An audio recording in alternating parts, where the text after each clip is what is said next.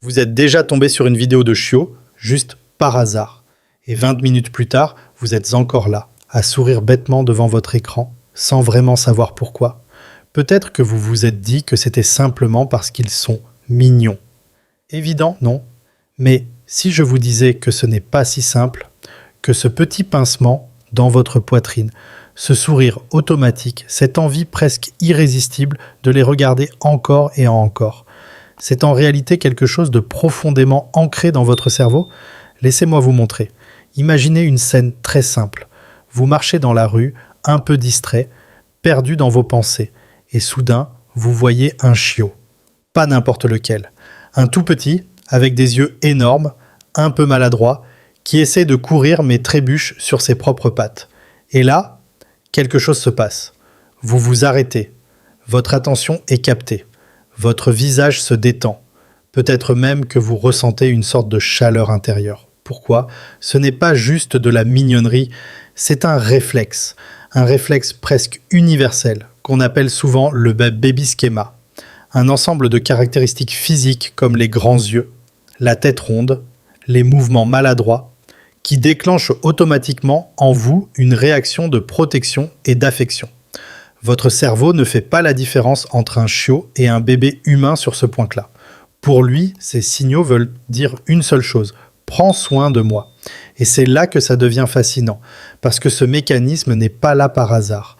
Il a été sculpté par des milliers d'années d'évolution. Les humains qui ressentaient ce genre d'attirance pour les êtres vulnérables étaient plus enclins à s'occuper de leurs enfants, et donc à transmettre leurs gènes. En d'autres termes, votre amour pour les chiots pourrait être en partie une conséquence directe de la survie de l'espèce humaine. Oui, même cette vidéo de chiot qui tombe dans un coussin. Mais ce n'est que le début, parce que ce que vous ressentez en regardant un chiot, ce n'est pas juste une réaction visuelle, c'est aussi chimique. Votre cerveau libère de la dopamine, cette fameuse molécule du plaisir et de la récompense. Un peu comme quand vous mangez quelque chose que vous aimez, ou quand vous recevez une bonne nouvelle. Et il y a aussi l'ocytocine, l'hormone de l'attachement, celle qu'on associe à l'amour, au lien, à la confiance. C'est pour ça que vous pouvez littéralement vous sentir mieux en regardant un chiot. Comme si, pendant un instant, le monde devenait plus léger. Et peut-être que vous l'avez déjà remarqué, les jours où vous êtes stressé, fatigué, un peu à bout, vous avez encore plus envie de voir des animaux mignons. Ce n'est pas une coïncidence. C'est votre cerveau qui cherche un refuge. Un moyen simple, rapide, accessible de retrouver un équilibre émotionnel. C'est presque comme une forme de thérapie silencieuse. Mais il y a quelque chose d'encore plus profond. Parce que ce n'est pas seulement le chiot en lui-même qui vous touche, c'est ce qu'il représente. La simplicité, l'innocence, l'absence de jugement. Un chiot ne vous juge pas. Il ne se soucie pas de votre statut, de vos erreurs, de votre apparence.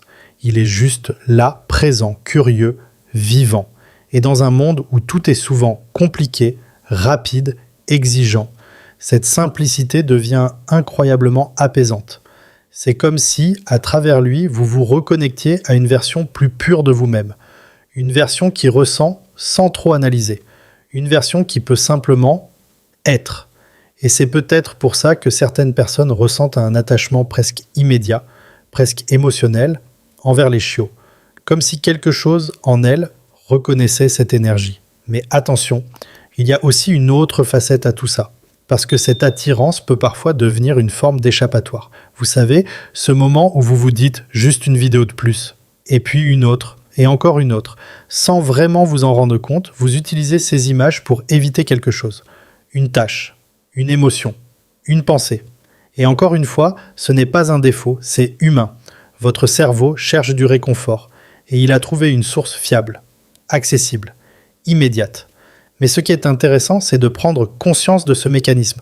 Pas pour s'en priver, mais pour mieux comprendre ce qui se passe en vous.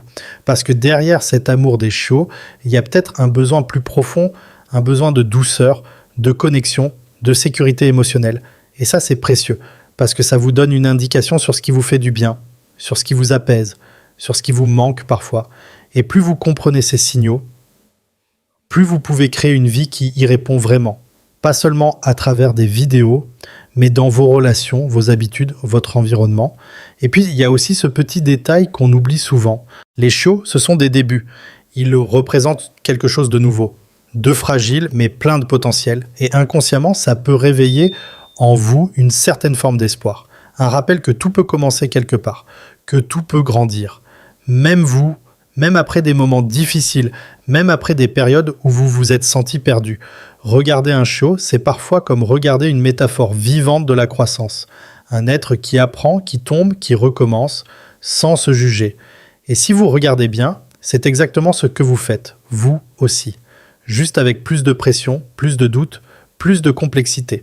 Alors peut-être que la prochaine fois que vous vous surprendrez à sourire devant un chiot, vous ne verrez pas seulement quelque chose de mignon, vous verrez un miroir, un rappel, une petite fenêtre sur votre propre humanité.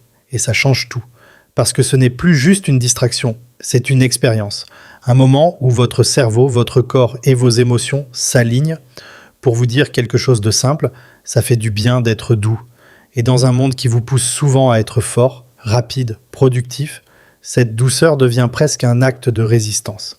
Alors non, aimer les chiots, ce n'est pas bête, ce n'est pas superficiel, c'est profondément humain. C'est un mélange d'évolution, de chimie, de psychologie et d'émotions brutes. Et peut-être que la vraie question n'est pas « pourquoi vous aimez les chiots ?», mais plutôt « qu'est-ce que cet amour révèle sur vous ?» Prenez une seconde, pensez-y. Et si vous voulez, vous pouvez me dire en commentaire ce que vous ressentez vraiment quand vous voyez un chiot. Pas juste « c'est mignon », mais ce qui se passe à l'intérieur. Parce que parfois, les choses les plus simples sont celles qui en disent le plus long sur nous. Et si cette réflexion vous a parlé, vous pouvez continuer à explorer tout ça avec moi. Il y a encore tellement de choses que votre cerveau fait sans que vous vous en rendiez compte.